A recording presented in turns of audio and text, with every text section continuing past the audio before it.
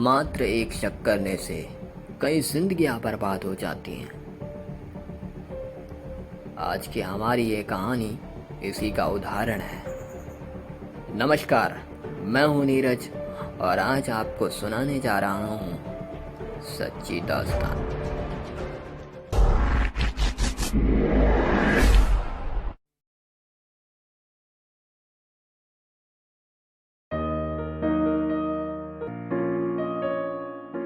ये कहानी है मुंबई में रहने वाले रिचा और समीर की। रिचा का कॉलेज में पहला दिन था जब कुछ लड़के उसे देख के सीटी मार रहे थे। तभी समीर वहां पहुंच जाता है और समीर उन लड़कों को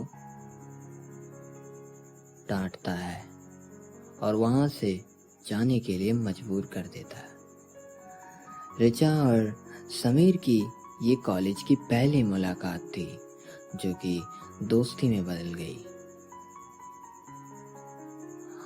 अब समीर और रिचा कॉलेज खत्म होने के बाद एक दूसरे के साथ सारा दिन बिताया करते थे।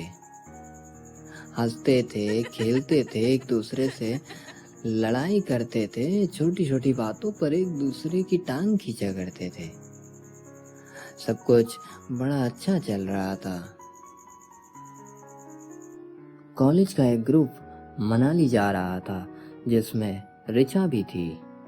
फिर क्या, समीर भी पहुंच गया रिचा के साथ मनाली। मनाली की वादियों में दोनों खूब मस्ती कर रहे थे और धीरे धीरे एक दूसरे के करीब आ रहे थे। ये वो दिन थे जब समीर को एहसास हो गया था कि वो रिचा को पसंद करता है। धीरे धीरे रिचा भी ये जान चुकी थी कि वो समीर को पसंद करने लग गई है।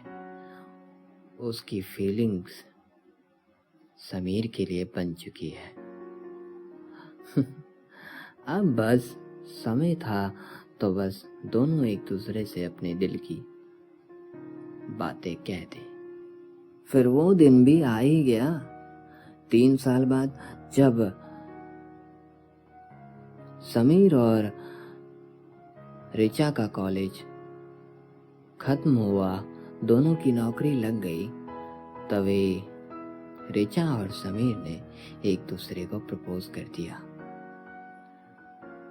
6 महीने बाद दोनों की शादी हो गई और दोनों अपनी जिंदगी में बहुत खुश थे।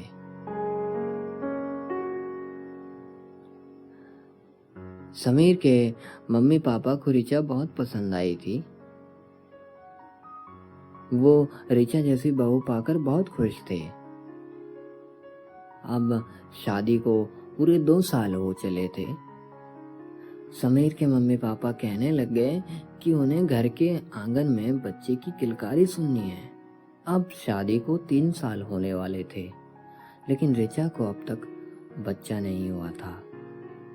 समीर को इससे कोई दिक्कत नहीं थी, लेकिन समीर के मम्मी पापा रिचा को ताने देते थे, जिससे समीर को भी बुरा लगता था। धीरे धीरे समय बीतता गया और शादी को पूरे 5 साल हो गए। रिचा को अब तक बच्चा नहीं हुआ था। एक दिन जब समीर अपने ऑफिस से वापस लौट ही रहा होता है, तब रिचा को वो एक आदमी के साथ देख लेता है। वो आदमी से बातें कर रही होती है हंसते हंसते, और ये चीज समीर को थोड़ी पसंद नहीं आती। वो घर वापस आ जाता है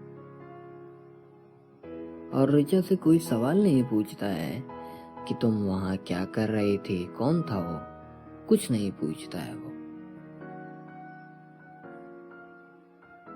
वो रिचा और उस आदमी को बहुत सी ऐसी जगह पे देखता है। दोनों हंसते रहते हैं, एक दूसरे से बातें करते रहते हैं। समीर को ये लगने लग जाता है कि रिचा उसके साथ चीट कर रही है। समीर इस बात से बहुत परेशान हो जाता है और अंदर ही अंदर रोने लग जाता है। अपना काम भी ठीक से नहीं करता है। काफी उदास रहने लग जाता है समीर। लेकिन उसने ऋचा से कोई बात पूछना ठीक नहीं समझा।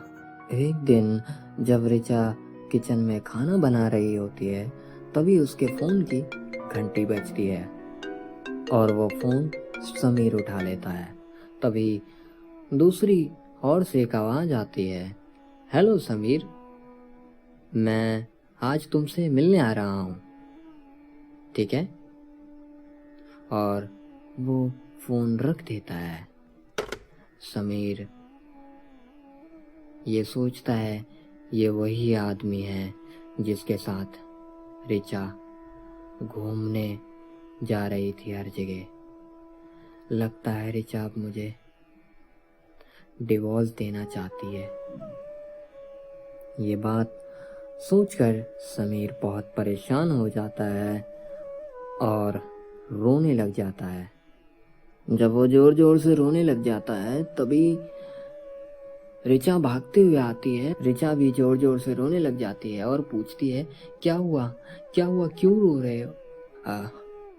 तभी समीर गुस्से में ऋचा को धक्का मार देता है। पीछे रखी नोकेली टेबल से ऋचा का सर टकरा जाता है और फट जाता है। और यहाँ समीर नीचे जमीन पे गिर जाता है। पलट के देखता है ही नहीं कि ऋचा को हुआ क्या। ऋचा गिरते के साथ ही बेहोश हो जाती है। जब वो उठकर देखता है तब उसके सर से खून निकल रहा होता है और समीर ऋचा को अपनी गोद में उठा लेता है और रोने लग जाता है।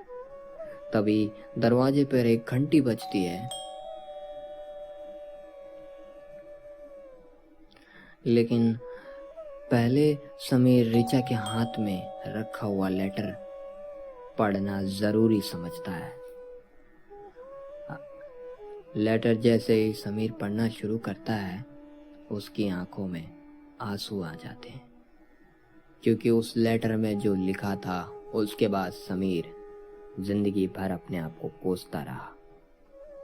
समीर ने लेटर पढ़ना शुरू किया। हेलो समीर, मैं तुम्हारे लिए एक सरप्राइज तैयार कर रही हूँ।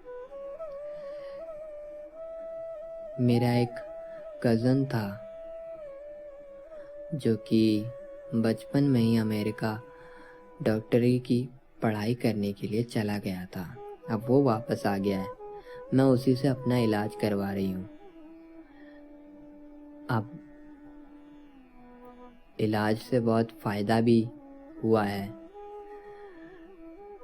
तुम बहुत जल्दी पापा बनने वाले हो। जब समीर ये बातें पढ़ता है तब फूट फूट कर रोने लग जाता है। तभी उसे याद आता है कि दरवाजे पर कोई खड़ा है। वो अंदर आना चाहता है। वो भागते हुए जाता है और दरवाजा खोलता है। तभी एक आदमी कहता है, हेलो समीर, मेरा नाम राजेश है और मैं एक डॉक्टर हूँ। मेरी बहन कहाँ है? समीर कुछ बोल नहीं पाता। राजेश अपने आप ही अंदर घर के चला जाता है।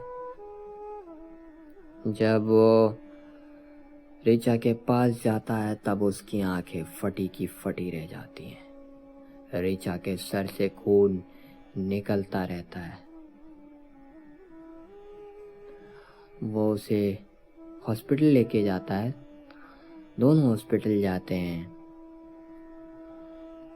लेकिन डॉक्टर कहते हैं कि ज़्यादा खून निकलने से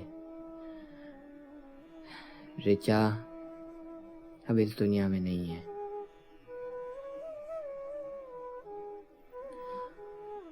उसके साथ साथ उसका बच्चा भी अब इस दुनिया में नहीं है। समीर अब रोने की सिवाय कुछ नहीं कर सकता था, क्योंकि उसकी जिंदगी बर्बाद हो चुकी थी एक शक करने के वजह से। यहाँ राजेश भी दुखी था